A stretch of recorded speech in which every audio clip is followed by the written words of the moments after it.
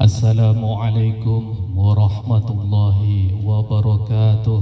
Waalaikumsalam warahmatullahi wabarakatuh. Alhamdulillahi bini'mati syahri Ramadan. Alhamdulillahi alladhi hadana lihada wa ma kunna linahtadiya lawla an hadana Allah. Ashhadu an la ilaha illallah wahdahu la syarika lah. Wa ashhadu anna sayyidana Muhammadan abduhu wa rasuluhu la nabiyya ba'dah. Allahumma salli wa sallim ala sayyidina Muhammad sayyidil mursalin wa ala alihi wa sahbihi ajma'in, amma ba'd. A'udzu billahi minasy syaithanir rajim. Bismillahirrahmanirrahim. Ya ayyuhalladzina amanu kutiba alaikumus syiyam kama kutiba alal ladzina min qablikum la'allakum tattaqun. Yang terhormat penjabat wali kota Mobagu, dalam hal ini diwakili sekaligus oleh yang terhormat 3 As. Kami sapa dengan hormat Asisten 1 Setda Kota Mobagu, yang terhormat Bapak Nasli Paputungan SE. Alhamdulillah hadir juga Bapak Asisten 2 yang terhormat Bapak Adanan Masinai Esos MSI. Yang terhormat Bapak Asisten 3 Bapak Haji Muhammad Agung Adati SD MSI.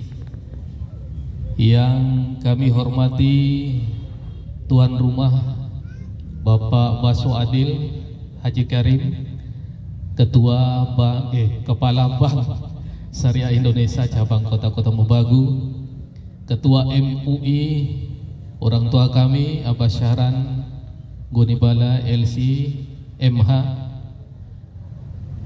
Kasubag TU Kementerian Agama Boang Mongondo Timur Bapak Haji Muhammad Makmur MPD.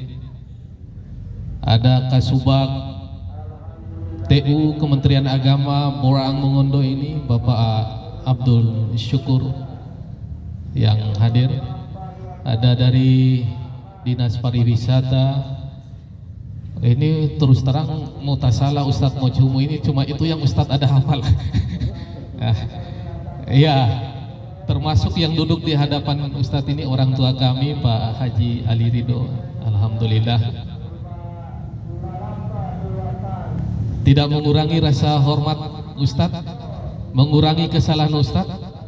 Insya Allah kita semuanya yang sama dirahmati oleh Allah Subhanahu Wa Taala. Dengan adik-adik yang tadi yang berdiri luar biasa.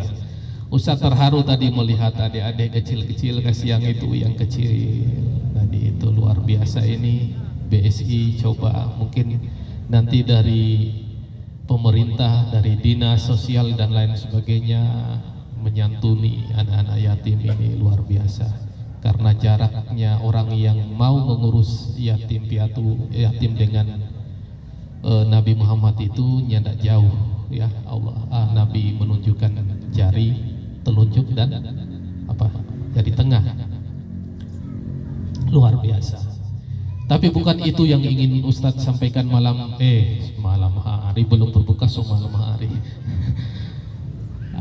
Pertama kita bersyukur kehadirat Allah Subhanahu Wa Taala atas segala nikmat. Yang kedua selawat dan salam kepada junjungan kita Nabi Muhammad SAW. Adik-adik boleh lihat Ustadz semua, adik-adik. Bapak-bapak, ibu-ibu luar biasa. Dalam waktu kurang lebih 15 menit, tidak lama Ustadz, 15 menit aja Ustadz akan menyampaikan tentang puasa. Torang puasa ini bapak-bapak tidak maksud menggurui. Inti daripada torang puasa sebenarnya itu menjaga 3 organ. Menjaga berapa organ? Menjaga 3 organ. Organ yang pertama itu DP nama mulut, organ yang kedua DP nama perut, organ yang ketiga Ustadznya tidak mau tunjuk di bawah perut, di atas lutut. Itu yang orang mau jaga. Jadi hadirin yang sama dirahmati oleh Allah, Ustadz singkat dengan 3 ut. Nah, Perang Badar itu adalah perang yang terbesar dalam peristiwa perang yang terjadi di zamannya Nabi Muhammad SAW, terjadi di bulan suci Ramadan. Ketika pulang dari perang itu, Nabi berkata kepada para sahabatnya, "Torang ini pulang dari perang kecil menuju perang yang besar." Singkatnya para sahabat heran dan bertanya, perang mana yang lebih besar dahsyat daripada perang Badar? Nabi menjawab, perang melawan hawa nafsu. Ustadz kunci di situ. Ustadz ingin memperkecil makna nafsu itu. Nafsu itu yang ingin Ustadz sampaikan di sini adalah keinginan. Semua yang menyangkut paut dengan keinginan itu adalah hawa nafsu. Hadirin, yang pertama adalah mulut. Ini alhamdulillah, syukur ini orang sonyeda COVID, alhamdulillah dijauhkan. Dulu orang pakai masker. Biasanya kalau bicara dengan orang dari jauh orang panggil, kemari dulu. Kalau di luar bulan puasa, kemari dulu. Biasa. Tetapi kalau di bulan puasa, ini orang minta maaf, bahasa Manado itu wahor. Orang pe wahor, orang pe aroma mulut ini. Orang lain tidak suka mau cium, orang panggil, kesini dulu. Ada seruan, mau kemana Dodo? Jadi ini yang orang tahan. Artinya apa? Agar aroma mulut ini diperindah, dipercantik dengan apa? Dengan membaca Al-Quran. Apalagi ini sudah masuk sebentar lagi nuzulul Quran. Diturunkannya Al-Quran 17 Ramadan. Jadi hadirin, daripada bapak-bapak ibu-ibu mau siksa hari-hari, baca FB setengah jam, baca WA 15 menit, baca Al-Quran 2 lembar, bangganya minta ampun. Alhamdulillah, bangganya minta ampun. Padahal lebih banyak baca FB dan baca WA. Nah hadirin yang sama dirahmati oleh Allah Subhanahu wa Ta'ala, ini yang orang jaga pertama, yaitu mulut. Saking menjaga mulut ini, apa kata Nabi? Bahwa Allah tidak butuh dengan puasa seseorang ketika tidak mampu menjaga DP mulut, baik berkata dusta ataupun berbuat dusta. Ini sehingga ini yang utama, hadirin yang sama dirahmati. Salamatul insan fi hifdzil lisan. Selamatnya manusia itu tergantung pada jaga lisannya ini. Itu pesan yang pertama. Pesan kedua di dalam mulut adalah bahwasannya kita mengisi dengan zikir, dengan membaca Al-Quran, dengan yang batin di dalam bulan puasa ini. Yang kedua tentang perut. Menahan namanya perut. Ibu-ibu, bapak-bapak, saudara orang lain rasa saudara kalau kebutuhan perut ini aman, terjamin. Dan sebaliknya, saudara rasa orang lain jika ininya tidak aman, ini purunya tidak aman. Jadi ini puru DP nama Wita. Ya, waktu Indonesia terserah Anda, bukan waktu Indonesia Tengah ini. Ini bahaya kalau perut ini, hadirin yang sama dirahmati oleh Allah Subhanahu wa Ta'ala. Banyak pertumpahan darah gara-gara perut. Apa pesan puasa yang ingin disampaikan lewat perut ini?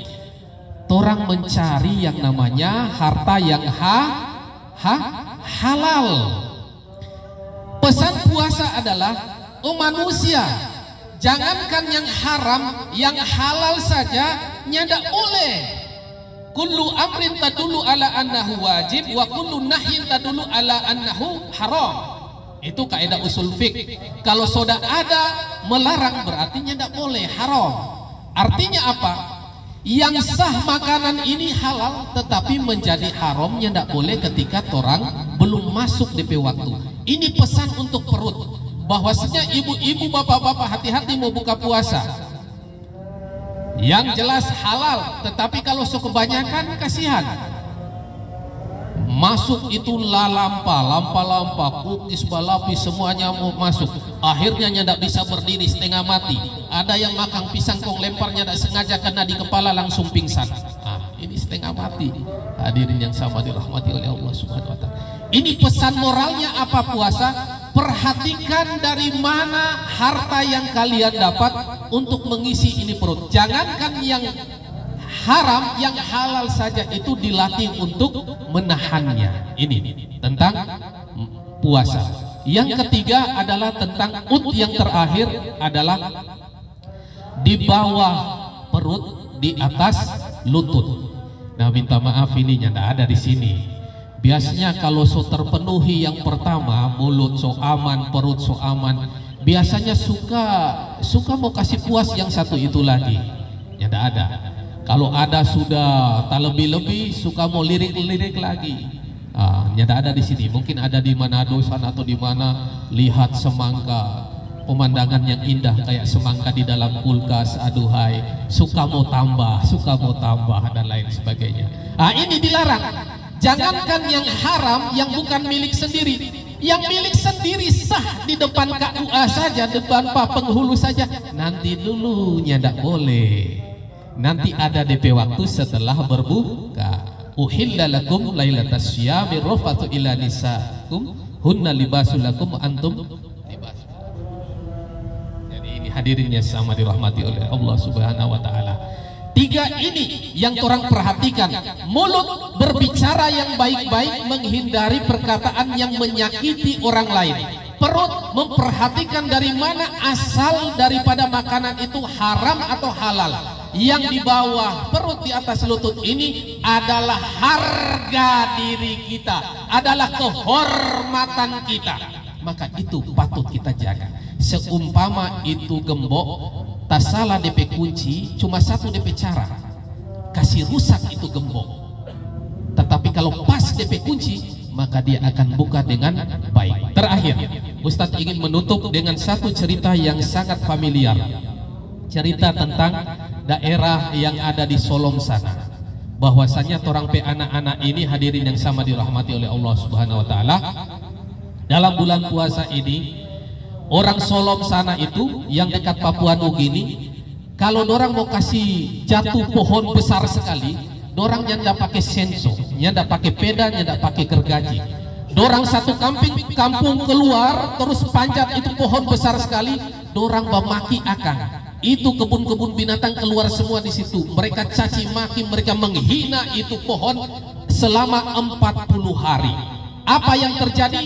Itu daun-daun berguguran, itu akar itu perlahan-lahan akhirnya tumbang itu pohon. Mafhum mukhalafahnya adalah ketika sebaliknya, kalau pada bulan ini kita isi dengan tadarus Al-Quran, membaca Al-Quran dengan kalimat-kalimat zikir yang baik, maka akan menghidupkan orang hati. Sebaliknya, jika seperti yang terjadi tadi, apabila manusia itu selalu dikatakan dengan kata-kata keras, kata-kata kasar, caci maki, maka pikiran saraf-sarafnya sampai ke hatinya akan mati. Maka betullah Rasul yang terakhir yang diutus itu memiliki keistimewaan yang luar biasa. Kalau Nabi Isa alaihissalam memiliki mukjizat bisa menghidupkan orang mati dengan izin Allah, maka Nabi kita Nabi Muhammad sallallahu alaihi wasallam memiliki satu keistimewaan yang luar biasa, mampu menghidupkan hati orang yang sudah mati. Hadirin yang sama dirahmati oleh Allah Subhanahu wa taala. Satu kisah Syekh Abdul Qadir Al-Jalani bisa menghidupkan orang yang di dalam kubur, tetapi ketika ditanyakan oleh muridnya hebat sekali. Tetapi apa jawabannya?